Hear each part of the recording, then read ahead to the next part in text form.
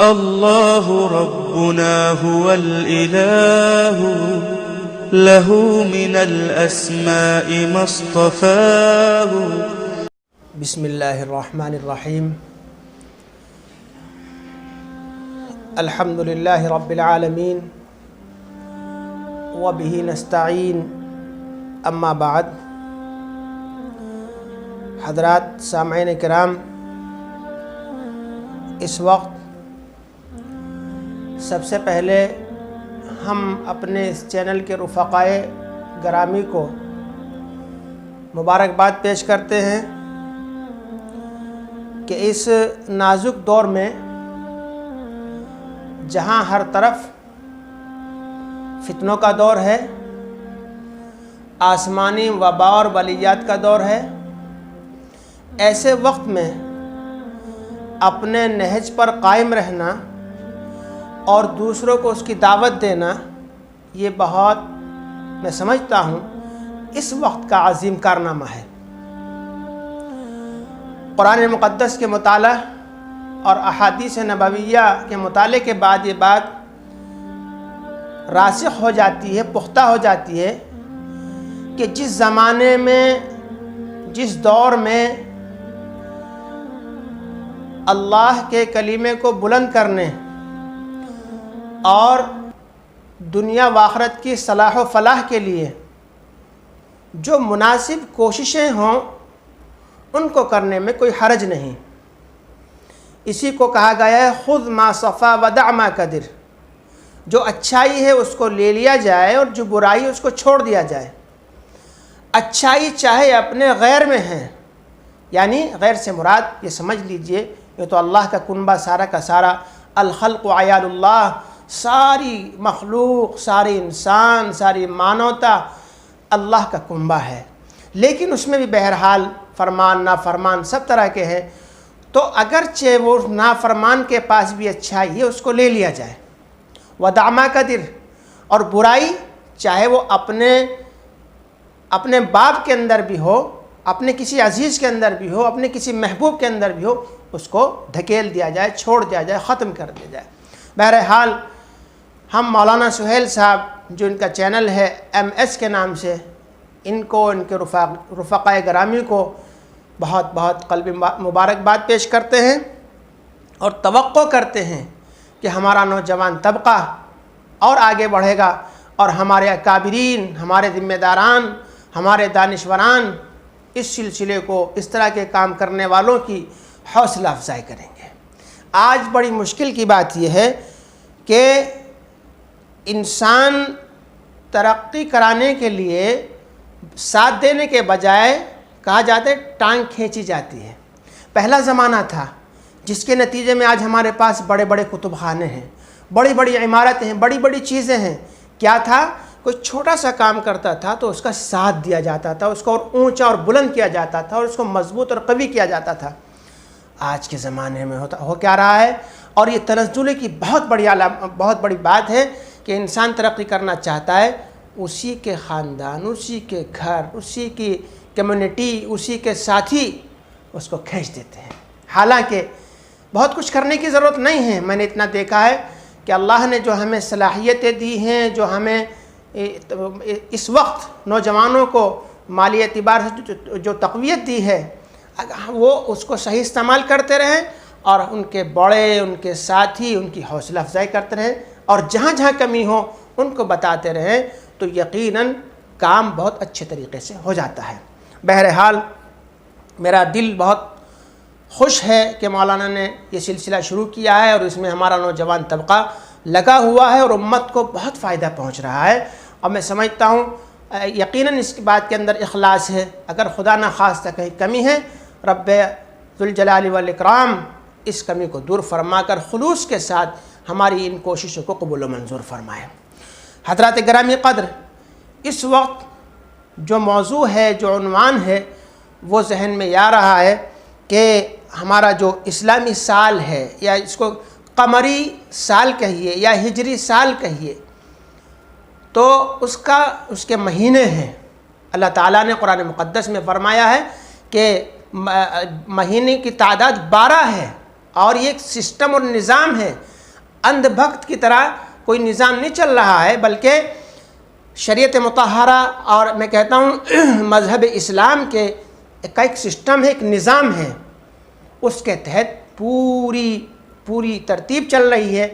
تو جہاں تک ہمارے اوپر سے مہینے گزرنے کا خیال کیا جائے گا یا اعتبار کیا جائے گا یا اس کو جوڑا جائے گا تو اس میں یہ دوسرا مہینہ ہے۔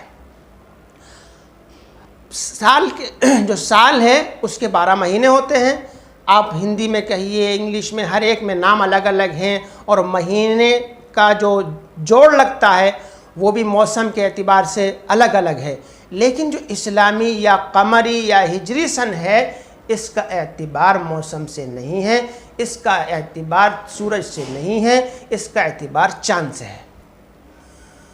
تو اس میں جو دوسرا مہینہ ہے اس کے تعلق سے ہمیں گفتگو کرنی ہے۔ وہ دوسرا مہینہ کون سا ہے؟ ماہ صفر المظفر۔ آپ اگر حساب لگائیں، اس سے پہلے کون سا مہینہ تھا؟ محرم الحرام۔ اب یہ کون سا چل رہا ہے؟ صفر المظفر۔ اس کے بعد ربیع الاول، پھر ربیع الثانی، پھر جمادی الاول، جمادی الثانی، پھر رجب المرجب، شعبان المعظم، رمضان المبارک، شوال المکرم، ذی قعدہ، ذی الحجہ۔ یہ 12 مہینے ہیں، اور ہر ایک مہینے کے اندر کوئی نہ کوئی ایسی بات ہے جس سے ہماری یادیں تازہ ہو جاتی ہیں، ہمارے اندر نئے عزائم پیدا ہو جاتے ہیں، ہم بہت کچھ اللہ کے لیے کرنا چاہتے ہیں اور اللہ بہت سے مواقع عطا فرماتے ہیں۔ بہرحال جہاں تک اس مہینے کا تعلق ہے، اس کے سلسلے میں زمانے جاہلیت یعنی آقا مدنی جناب رسول اللہ صلی اللہ علیہ وسلم کی رسالت سے پہلے، آپ کو نبی بنانے سے پہلے جو حالات تھے وہ عجیب و غریب تھے۔ اس وقت کے جو حضرات تھے وہ اس مہینے کو منحوس کہتے تھے کہ اس میں ایسی نحوست ہوتی ہے کہ جو انسان کوئی کام کرتا ہے وہ کام پورا نہیں ہوتا، وہ کام کیا ہو جاتا ہے؟ بیکار ہو جاتا ہے۔ اور اس مہینے میں نہ شادی کرو نہ بیاہ کرو، کوئی کام ہی، بس اپنا زندگی گزار لو، اور اتنے خوف میں رہتے تھے کہ موت واقع نہ ہو جائے۔ چنانچہ مذہب اسلام نے جہاں ہمارے اوپر اتنے احسانات کیے، مانوتا پر احسانات کیے ہیں، ان میں سے بڑا احسان یہ فرمایا یہ منحوس کا مہینہ نہیں ہے، سفر کا مطلب صفر، زیرو نہیں ہے، کیا ہے؟ صفر المظفر، بلکہ کامیابی کا مہینہ ہے۔ اس میں شادیاں بھی کرو، اس میں لین دین بھی کرو، اس میں کاروبار بھی کرو، اس میں سفر بھی کرو، اس میں نیک اعمال سب جس طریقے سے اور ایام میں کرنے ہیں ایسے ہی اس میں کرنے ہیں۔ ہمارے حضرت شیخ ملا جی عبدالکریم صاحب بوڑھے بھی رحمہ اللہ فرمایا کرتے تھے کہ منحوسیت نہ کسی وقت میں ہے، نہ کسی مہینے میں ہے، نہ کسی گھڑی میں ہے۔ اگر منحوسیت ہے تو گناہ کے اندر ہے۔ آپ اسے صبح کو کرو تب بھی منحوسیت ہے، دوپہر میں کرو تب بھی منحوسیت ہے، شام میں کرو تب بھی ہر وقت گناہ کے اندر نحوست ٹپکتی ہے، اور اس کا نتیجہ آپ دیکھتے ہیں کہ انسان کی صحت پر، اس کے وقت پر، اس کے مال پر، اس کی جان پر، اس کے کاروبار پر، ہر ایک پر گناہ کی نحوست ہوتی ہے۔ اس کے برعکس آپ دیکھیے، جو حضرات ایسے خرافات میں نہیں پڑھتے، بدعقیدگی میں نہیں پڑھتے، وہ ہمیشہ سمجھتے ہیں کہ خداوند قدوس کی نگاہ ہمیشہ ہر ایک پر ہے، اور وہ اسی کی وجہ سے خوف کرتے ہیں، لرزتے ہیں، گناہ سے بچتے ہیں اور اچھائی کی طرف لپکتے ہیں، تو اللہ تعالیٰ اس وقت کو کیا کر دیتے ہیں؟ کامیاب بنا دیتے ہیں، اس کے اندر اس کے لیے خیر و برکت ڈال دیتے ہیں۔ اس لیے بات یہ طے ہوئی کہ جو مہینہ چل رہا ہے یہ منحوسیت کا مہینہ نہیں ہے۔ ایک حدیث شریف نے اس کو بالکل صاف کر دیا۔ قال رسول اللہ صلی اللہ علیہ وسلم لا عدوى ولا طیرۃ ولا ہامۃ ولا سفر۔ اگرچہ ہمیں اس وقت آخری جملے سے بات کرنی، لیکن ترجمہ میں عرض کرتا ہوں کہ کیا لا عدوى، کوئی چھوت چھات نہیں ہے۔ ابھی ہم جس مہاماری سے گزر رہے ہیں، کرونا ہے یا نہیں ہے یہ اللہ جانے۔ جو کرونا کے لکشن بتائے جا رہے ہیں وہ تو اور دوسری بیماریوں میں پائے جاتے ہیں، لیکن میں تھوڑی دیر کے لیے تسلیم کر لیتا ہوں کہ کرونا ہے، لیکن ایسا نہیں کیا فرمایا لا عدوى وہ دوسرے کو لگ جائے، ایسا نہیں ہے۔ اس بات کی وضاحت دوسری حدیث شریف سے ہوتی ہے، جس کے اندر ایک صحابی رسول نے اللہ کے رسول صلی اللہ علیہ وسلم سے فرمایا کہ ان صاحب کے اونٹ نے میرے اونٹ کو یا میری اونٹنی کو کیا کر دیا؟ خارش لگا دی، خارش زدہ کر دیا، اور وہ اس سے متاثر ہے۔ کیا فرمایا؟ اللہ کے رسول نے بہت نہ ناراض ہوئے، بہت آرام سے کہا، یہ بتاؤ تم آپ یہ کہتے ہو کہ ان کے اونٹ نے لگایا، اب ان کے اونٹ کو کس نے لگایا؟ معلوم یہ ہوا بیماری ہو یا تندرستی ہو، یہ کوئی مذہب نہیں رکھتی، یہ خداوند قدوس کی طرف سے ہے، وہ جس کو چاہے شفا عطا فرمائے، جس کو چاہے بیمار کرتے ہیں۔ تو معلوم ہوا چھوت چھات کوئی چیز نہیں۔ ہاں ایک اور واقعہ حدیث شریف میں آتا ہے کہ جب حضرت عمر رضی اللہ کے رسول صلی اللہ علیہ وسلم اس دنیا سے پردہ فرما گئے تو حضرت عمر رضی اللہ تعالی عنہ گھر تشریف لے گئے، امہات المؤمنین سے دریافت کیا کہ اللہ کے رسول کا کوئی ایسا واقعہ بتاؤ جو صرف تمہیں پتہ ہو اور امت کو پتہ نہ ہو، لوگوں کو معلوم نہ ہو۔ چنانچہ ایک زوجہ نے اللہ کے رسول صلی اللہ علیہ وسلم کی زوجہ نے فرمایا کہ اللہ کے رسول ہم سے وہ بنواتے تھے، آج کے زمانے میں کہہ لیجیے حلوہ ٹائپ کی کوئی چیز، حریرہ، اور اس کو فلاں جنگل میں لے کر جایا کرتے تھے۔ چنانچہ آپ نے بھی بنوایا اور آپ بھی، کیونکہ عاشق رسول تھے، ایسے تھے کہ اللہ کے رسول فرمانے کہ میرے بعد اگر کوئی نبی ہوتا تو کون ہوتے؟ عمر ہوتے۔ چنانچہ آپ لے کر چلتے ہیں، بہت جنگل میں اندر جا کے ایک ڈھول کے پاس ایک ایسا شخص پڑا ہوا تھا جو کوڑ سے بالکل، بس یہ کہ جان تو تھی مگر کچھ کر نہیں سکتا تھا، ان کی آنکھیں، ان کے ہر چیز مفلوج ہو چکے تھے۔ آپ سمجھ گئے کہ آقا یقیناً یہاں ضرور آتے تھے۔ آپ پاس گئے اور جا کر کے وہ حلوہ ان کے منہ میں رکھ دیا، ان کی چیخ نکل گئی، اس مریض کی چیخ نکل گئی، اور انہوں نے کہا کون ہے؟ کہنے لگے کیا ہوا؟ کہنے لگے تم محمد تو ہو نہیں، محمد تو وہ تھے جو اپنی زبان پر رکھ کر میری زبان میں حلوہ رکھتے تھے، تم تو کوئی اور ہو۔ چنانچہ آپ نے کہا یقیناً صحیح پہچانا، میں محمد نہیں ہوں، میں عمر ہوں۔ تو اس حدیث سے محدثین نے لکھا ہے کہ اگر آج کے زمانے میں یقیناً ہر چیز میں تنزلی ہے، ایمان بھی کمزور ہے، اگر کسی کو شک ہے یا کوئی اس کو پریشانی ہے کہ میں اگر کسی بیمار کے ساتھ کھاؤں گا پیوں گا، کسی بیمار کے ساتھ کوئی معاملہ کروں گا تو میں اس میں متاثر ہو سکتا ہوں، تو اس کو چاہیے اللہ پر بھروسہ کر کے ایسا اعتماد نہ رکھے، لیکن بات نہ بنے تو کوئی حرج نہیں، فرض نہیں ہے، کوئی بات نہیں، آپ نہ کیجئے، آپ کسی کے ساتھ ایسا نہ کھائیے پیئے، آپ رک جائیے۔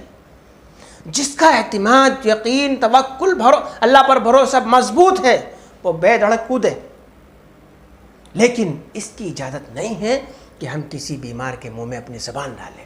وہ آقا تھے، وہ ہمارے لیے نمونہ یقیناً تھے، لیکن آپ نے اس بات کی وضاحت کر دی ہے کہ اگر ایسی بات ہے تو اس میں کیا نہ کریں، ہم اپنے آپ کو ملوث نہ کریں، ہاں ان سے گھن نہ کریں، ان کی جتنی ہم سے خدمت ہو سکتی ہو خدمت کریں، اس سے لاپرواہی نہ ہو۔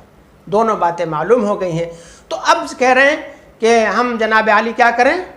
کورونا ہو رہا ہے، ہم ہاتھ نہ ملائیں، اور ہم جناب عالی آپ دیکھ ہی رہے ہیں، ابھی میں جہاں سے چل کے آیا راستے میں غالباً 6 چوکیاں پڑی ہیں، ہر چوکی پر عجیب و غریب قسم کے اعلانات ہو رہے ہیں، لیکن وہ سب کے سب ہمارے مفاد میں ہیں، ہم ان کی عزت کرتے ہیں، احترام کرتے ہیں اور مانتے ہیں۔ ابھی عصر کے بعد واقعہ پیش آیا، افسوس کن واقعہ، لیکن اس میں جو ہمیں امید کی کرن نظر آئی وہ میں آپ کو بتانا چاہتا ہوں۔ ایک عالم دین اپنے بچوں کے ساتھ روڈ پر آتے ہیں، بائک سے آتے ہیں، جلدی میں وہ عجلت کی وجہ سے ماسک نہیں لگا سکے، ان کو روک لیا گیا، اور روکنے کے بعد جو شرمناک بات ہے وہ یہ ہے کہ پولیس والا ان سے کہتا ہے کہ اگر 100 روپے دے دیتے ہو میں چھوڑ دوں گا۔ اللہ جزائے خیر دے مفتی صاحب کو، مفتی صاحب نے فرمایا نہیں، جرمانہ تو 500 روپے ہے، لہٰذا آپ 500 روپے لیجئے اور رسید بنائیے۔ کیا ہے؟ وہ عالم دین تھے، ان کی نظر آخرت پر تھی، اللہ کے رسول کا فرمان ان کے سامنے تھا، الراشی والمرتشی کلاہما فی النار، کہ رشوت لینے والا رشوت دینے والا دونوں جہنمی ہیں۔ اگر خدا نہ خواستہ وہ مفتی صاحب 100 روپے دے دیتے، چھٹ جاتے، 400 روپے بچا لیتے، لیکن ایمان کمزور ہو گیا تھا اور آخرت میں خدا کے یہاں مجرم ہو گئے تھے۔ اللہ ان کو جزا خیر عطا فرمائے، انہوں نے اپنا دامن نہیں بچایا، اور جب ہمیں بتایا، ہم نے آپ کو بتایا، آگے تک یہ بات جائے گی، اوروں کا بھی دامن بچے گا انشاءاللہ۔ کیا ہے یہ پیسہ؟ ہاتھوں کی میل ہے، میرے پاس ہے، اب تھوڑی دیر میں آپ کے پاس ہے، پھر آگے ہے، پھر آگے ہے۔ اصل چیز جو اللہ تعالیٰ نے مجھے آپ کو دی، وہ ہمیں کچھ اور بھیڑ بکری چرند پرند بنا کر نہیں، بلکہ انسانیت، لقد خلقنا الانسان فی احسن تقویم کا تمغہ دے کر ہمیں شرف بخشا ہے، اور پھر ایمان، ان الدین عند اللہ الاسلام کا ہمیں ایک تحفہ عطا فرمایا ہے۔ پھر ہم کیوں ان جنجال میں پڑیں؟ سیدھی سیدھی زندگی بسر کریں، اس دنیا میں بھی کامیابی ہوگی اور آخرت میں بھی کامیابی ہوگی۔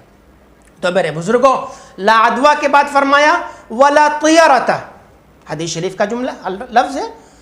کیا کرتے تھے؟ آج بھی کرتے ہیں بہت سے لوگ، پرندے چھوڑتے ہیں، یا گھر سے نکل رہے ہیں تو سامنے سے بلی کٹ مار جائے، ارے بھائی سفر اب یہ ملتوی کر دو، یا آج میرے ساتھ کچھ ہوگا۔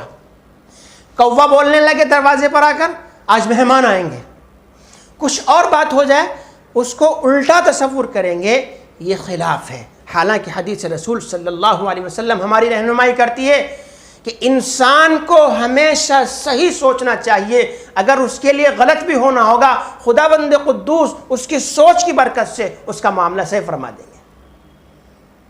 بلی آئی، بہت اچھی بات ہے، گھر میں سے دودھ پلاؤ، اس کو کہو یہ بھوکی تھی، میں نے اس کا کیا کیا، اس کا پیٹ بھرو، اللہ میرا پیٹ بھرے گا۔ یہ تو آج کل ایک بات بہت گردش کر رہی ہے کہ اگر ہم یہ چاہتے ہیں ہمارے گھروں سے کبھی رزق ختم نہ ہو تو ہم اپنے چھت پر کیا کریں، پانی کا بندوبست کر دیں تاکہ اڑتے پرندے اس کو پی سکیں، دانہ ڈال دیں تاکہ اللہ کی مخلوق اس کو کھا کے پیٹ بھر سکے۔ جب ہم ان پرندوں کا خیال کریں گے، خداوند قدوس ہمارا خیال کرے گا۔ بہرحال پرندے سے بدشگونی لینا یہ بھی شریعت اسلامی قانون کے اندر نہیں ہے۔ ولا ہامہ، ہامہ کہتے ہیں عربی میں اس کو، کیا کہتے ہیں، الو کو۔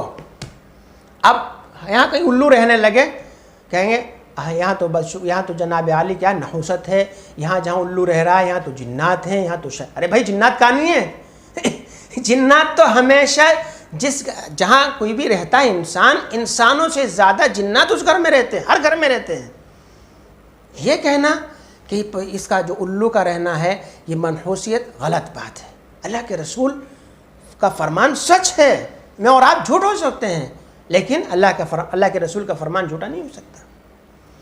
آگے اگلی بات جو آخری جملہ ہے، ولا سفرہ، اللہ کے رسول صلی اللہ علیہ وسلم پر ہمیں قربان جانا چاہیے کہ ہماری کیسی رہنمائی فرما گئے کہ خدا نہ خواستہ اگر وہ ہماری رہنمائی نہ فرماتے، ہم پتہ نہیں کہاں اندھیروں میں ہم چھلانگیں لگاتے ہوئے تھے۔ ولا سفرہ، سفر کے اندر جو مہینہ چل رہا ہے اس کے اندر کسی قسم کی منحوسیت نہیں ہے، اور جب یہ نہیں ہے تو دیگر اوقات کی طرح، دیگر مہینوں کی طرح یہ بھی ایک مہینہ ہے، اس میں بھی ہمیں اپنے کسی معاملے کو منحوس نہیں سمجھنا چاہیے۔ اپنے جو سفر ہیں، کاروبار ہے، لین دین ہے، بیاہ شادی ہے، دیگر تقریبات ہیں، جو بھی ہیں ان کو کرنا چاہیے، لیکن اس کا مطلب یہ سمجھتے چلیں جو موجودہ حالات چل رہے ہیں ہمارے پوری دنیا کے چل رہے ہیں کورونا وائرس کی وجہ سے، کہیں لاک ڈاؤن بھی ہے، اس کا پالن بھی ضروری ہے، اور سوشل ڈسٹینسنگ کا جو مسئلہ ہے اور ماسک کا جو ہے، سینیٹائزر کا ہے، اس کا ہم بندوبست کر سکتے ہیں۔ اس کا مطلب یہ نہیں ہے کہ حدیث کو ہم غلط طرف لے جائیں اور کہیں ہم نے تو بیان میں سنا تھا لہذا اکٹھے ہو جائیں، بنا ماسک کے ہو جائیں، بنا سوشل ڈسٹینسنگ کے ہو جائیں۔ جو ضابطے ہیں جو شریعت سے نہیں ٹکرا رہے ہیں ان کو کرنے میں کوئی حرج نہیں ہے، ہمیں ان کا پالن کرنا چاہیے اور ان کا خیال رکھنا چاہیے۔ تو بات یہ معلوم ہوئی کہ سفر کا مہینہ دیگر مہینوں کی طرح ہمارے لیے خیر و برکت کا ہے، اس میں کوئی گھڑی، کوئی وقت، کوئی لمحہ اور کوئی وقت ایسا نہیں ہے جو منحوسیت کا ہو۔ اسی کے ساتھ ساتھ ابھی ایک صاحب فرما رہے تھے، وہ ہمارے عزیز حضرت مولانا مفتی بشیر احمد صاحب، ان کو معلوم ہوا یہاں جانا ہے تو انہوں نے عنوان بھی تھے، انہوں نے فرمایا اللہ ان کو جزا خیر عطا فرمائے. تو ایک بات انہوں نے بڑی اہم بتائی کہ جس طریقے سے سفر کو ہم منحوس سمجھتے ہیں، صبح سے شام تک ہم بہت سے کام کرتے ہیں، ان میں بھی ہم منحوس سمجھ بیٹھتے ہیں. مثال کے طور پر قینچی ہے، قینچی سے کپڑا کاٹیے یا کوئی اور چیز کاٹیے، بہت اچھی بات ہے، لیکن اگر کوئی اس کو ایسے کرتا رہے کچ کچ کچ کچ کچ کچ تو دوسرا ٹوک دیتا ہے جس کا عقیدہ کمزور ہوتا ہے، بھائی ایسا نہ کرو، کیا ہو جائے گا؟ لڑائی ہو جائے گی. وہ ان کی والدہ محترمہ بیمار تھی، دہرادون ہاسپٹل میں گزشتہ سال ایڈمٹ رہی وہ. اب یہ دوائی لینے گئے اسٹور پر، دیکھتے کیا ہیں، وہ دوائی لینے کے لیے اندر گیا تو یہ کھڑے تھے. ظاہر سی بات ہے آدمی ہاسپٹل میں ہوتا ہے، پریشان ذہن ہوتا ہے، قینچی اٹھائی اور ذرا اس کو ایسے کرنے لگے. وہ فوراً سے ناراض ہوا، کہنے کیا کر رہے ہیں آپ؟ بھائی کیا بات ہوگی؟ کہنے قینچی کو ایسا نہ کریں، لڑائی ہو جائے گی. استغفر اللہ العظیم. اور یہ باتیں زیادہ تر عورتوں کے اندر پائی جاتی ہیں، مردوں کی بنسبت عورتوں کے اندر یہ چیزیں پائی جاتی ہیں. اس لیے میرے بھائیوں، یہ میں نے ایک مثال دی ہے. اس سلسلے میں اگر ہمیں رہنمائی چاہیے، ہم حضرت مولانا اشرف علی تھانوی نور اللہ مرقدہ کتاب اغلاط العوام کا خاص مطالعہ کریں یا ہم اس کو سنیں. انشاءاللہ ہماری زندگیوں سے اس طرح کی خرافات ختم ہوں گی اور ہم اچھائی کی طرف بڑھیں گے. اللہ عز و جل ہمیں آپ کو سب کو نیک عمل کی توفیق عطا فرمائے. وآخر دعوانا الحمدللہ رب العالمین. مزید بیانات کے لیے چینل کو سبسکرائب کریں.